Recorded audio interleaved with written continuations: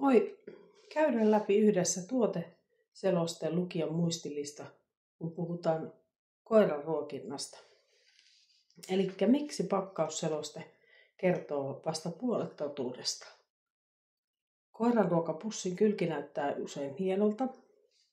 Premium, natural, holistic, viljaton, superfood. Mutta yksi fakta, näistä sanoista yksikään ei ole lailla säädetty. Toisin sanoen kuka tahansa voi painaa ne pussiin ilman mitään todistetta laadusta. Siksi pakkausseloste kertoo totuuden, jos osaat lukea sitä.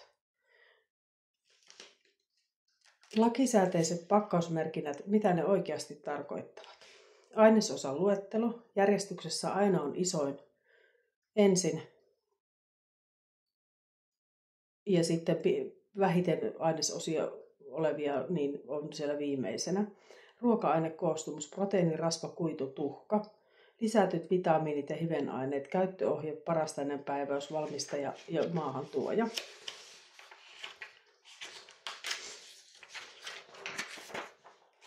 Näitä kohtia kannattaa lukea kriittisesti. Siellä näkyy laatu, ei etupuolen mainoslupaus. Ainesosaluettelo, näin tulkitset sen 10 sekunnissa. Ensimmäiset 3-5 raaka-ainetta kertovat ruoan todellisen laadun. Hyvä lista alkaa näin. Tuore liha, kana, lammas, lohi, kalkkuna. Kuivattu liha, lihajauho mainitsee eläinlajin. Laadukas hiilihydraatti, riisi, kaura, peruna. Eläinrasva nimettynä kanaöljy, lohiöljy. Heikko lista paljastaa itsensä näin. Liha ja eläinperäiset tuotteet. Ei kerro eläinlajia, on yhtä kuin heikko. Kasviproteiinin tiiviste tai maissigluteeni, halpa proteiinin lähde. Vilja, liian yleinen, ei kerro laatua. Ensimmäisenä raaka-aineena maissivehnä, ei hyvä merkki. Kanan lihaa vai kanan peräpesä? Raaka-aineiden välillä on iso ero. Ilmaisupussissa tuore kana on yhtä kuin oikea liha, se on hyvä merkki. Kuivattu kananliha, proteiinipitoinen, laadukas. Ja se on hyvä merkki. Kanan sivutuotteet, sisäelimet ok. Eläinperäiset tuotteet, tuntematon perä. Ei vältä näitä. Proteiini ja rasva, laadun kulmakivet. Pennulle sopiva kuivaruoka. Proteiini 26-32%. Rasva 14-20%.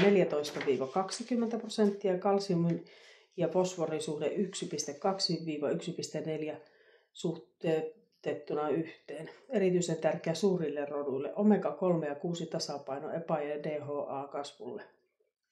Lisäaineet ja täyteaineet, missä menee raja? Vältä ruokia, joissa on keinotekoiset antioksidantit, PHA, PHT, etoksikiini. Epämääräiset termit, aromit, eläinrasvat ilman lähdettä. Halpoja täyteaineita, maissi, vehnä, soija. Ensimmäisenä raaka-aineena laadukas ruoka sisältää mieluummin luonnolliset säilöntäaineet, rosemary, E-vitamiini, omega-3, prebiootit, foskautta, glukosamiini ja kondroittini velille. Viljaton ei ole laatutakuu. Moniviljaton ruoka korvataan herneillä, kikherneillä tai perunalla, jotka nostavat proteiiniprosenttia, mutta huijaavat laadussa. Tärkeintä ei ole viljattomuus, vaan proteiinin lähde ja imeytyvyys. 5 merkin testi, tunnistat laadun heti. Kun löydät nämä kaikki, sinulla on hyvä ruoka. Ensimmäisenä raaka-aineena on liha.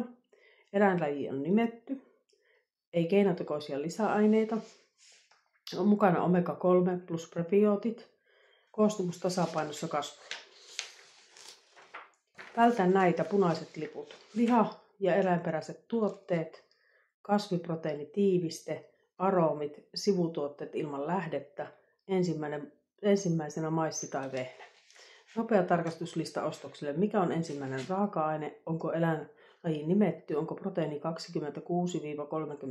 26-32 pennuilla? Onko rasva 14-20? Onko kalsiumi ja fosfori tasapainossa? Onko lisäaineet luonnollisia? Onko ruoka helposti sulavaa?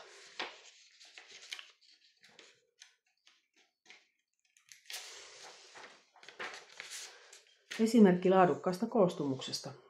Suurterotyön pennuille tarkoitettu ruoka. Ensimmäinen raaka-aine on kana. proteiini 29, rasva 18, omega 3, glukosamiini, fosfaatto, mos, ei keinotekoisia lisäaineita.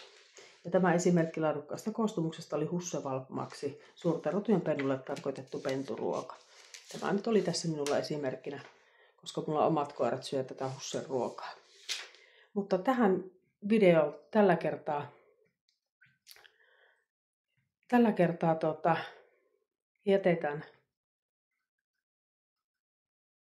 jätetään ja sitten seuraavaa videoa pukkaa taas uudestaan. Eli seuraathan kanavaa, niin saat hyödyllistä tietoa koirien ruokinnasta ja hyvinvoinnista. Lisäksi meillä on aina arvontoja seuraajillemme ja liitytään uutiskirjaamme tilaajaksi.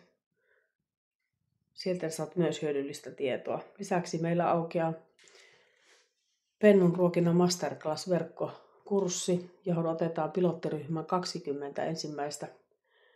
Ja nämä 20 ensimmäistä saavat kurssin puoleen hintaan, joten kannattaa olla ripeä ja ennakkoilmoittautuminen päättyy 31.10.